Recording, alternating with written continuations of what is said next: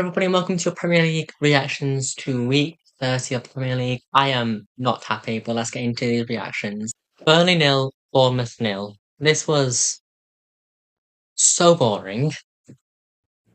Neither side had a goal. It was goalless at Turf Moor, which is decent for Burnley in the fact that every point matters to escape relegation. Bournemouth are now 10th in the Premier League. But I'm looking at the stats here, and it looks like it wasn't really an entertaining game.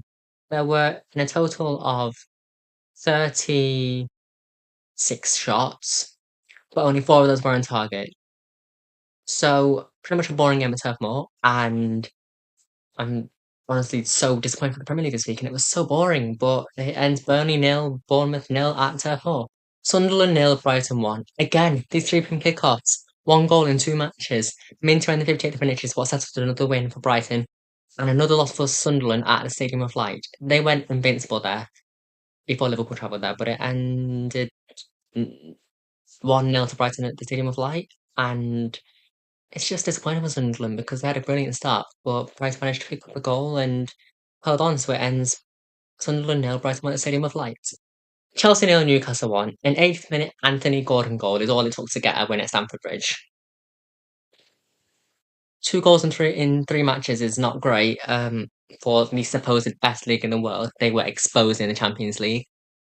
But just it's very boring. I'm just ready for the international break, but Anthony Gordon strike it all it takes and boosts Newcastle's hope to get back into the Champions League. They are ninth, only 7 points off fifth place Liverpool, and Chelsea lost points in their crucial push for top 5. They're now sixth, a point behind Liverpool. Liverpool do still play Chelsea later on in the season, so that will be a Champions League decider possibly.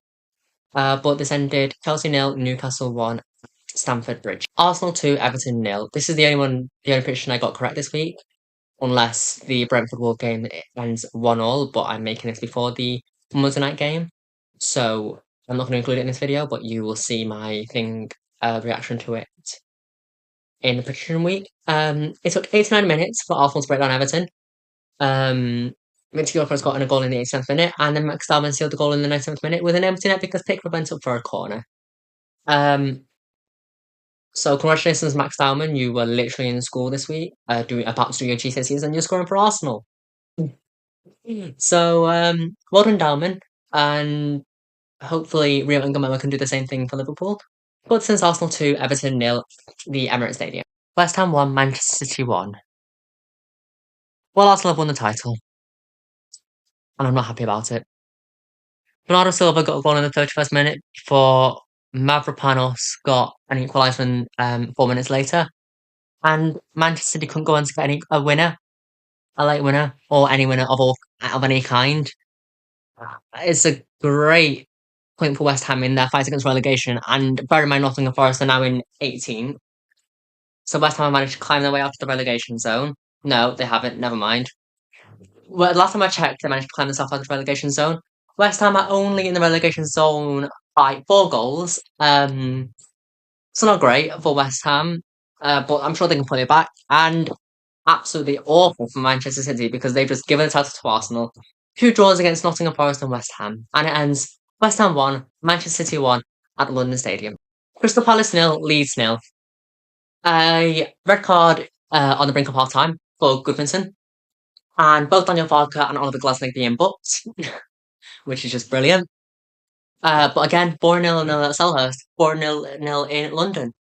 I'm not sure what's going on. Like, there were minimal goals this week, but it's a crucial point for both teams for Leeds in them for fighting relegation.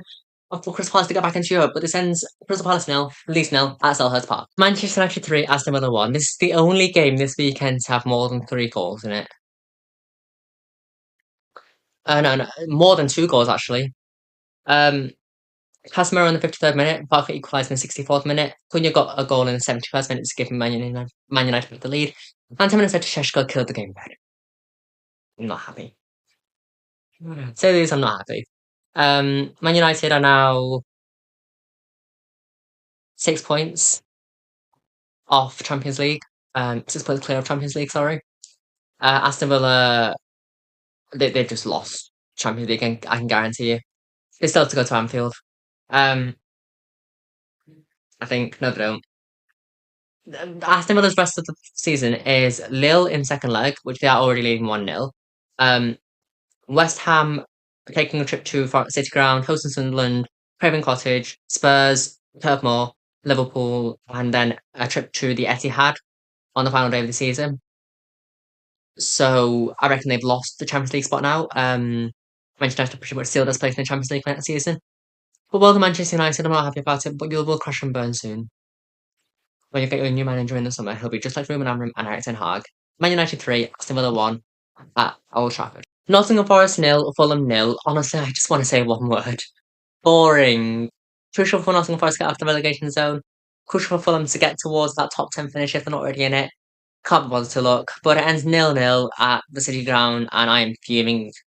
It's just boring. Give me some goals, please. There were 7 goals in 2 matches last time the Premier League was on a weekend. Give me that again. Liverpool 1, Tottenham Hotspur 1. How are Liverpool drawing to Tottenham Hotspur with Igor Tudor at the helm? I watched the first half live. Dominic Szoboszlai, incredible again. Player of the season by a mile. Just 25 yards out, oh, over the wall. Vicario should have saved it, bear in mind, but brilliant. And then in the 90th minute, Richarlison scored.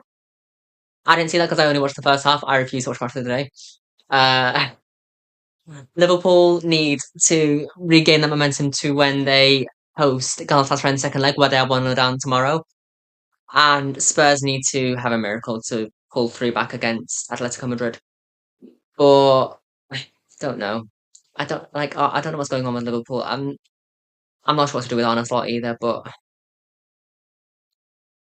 it's just like I don't know I don't know what to do. I genuinely don't know what to do. I don't even know if it's Arne Slot. It might just be the players. Maybe it's time for a completely rehaul in the summer. But hopefully they manage to pick it up next season. But it ends Liverpool 1, Tottenham Hotspur 1 in Anfield, and I'm not happy. Anyway, those are your Premier League reactions to week 30 Premier League. Be sure to come back on Friday to see my predictions for game week 31. Good luck to Brentford and Wolves tonight, which would have been last night for you. If it ends 1-1, then I've got 2 predictions correct this week. If not, then I've only got one. But stay awesome, stay amazing. Good luck in the Champions League to Liverpool, Spurs, Chelsea, Newcastle, and Manchester City. And I will see you on Friday for my predictions to week 31 of the Premier League. Be awesome, be amazing, and I will see you on Friday. Bye.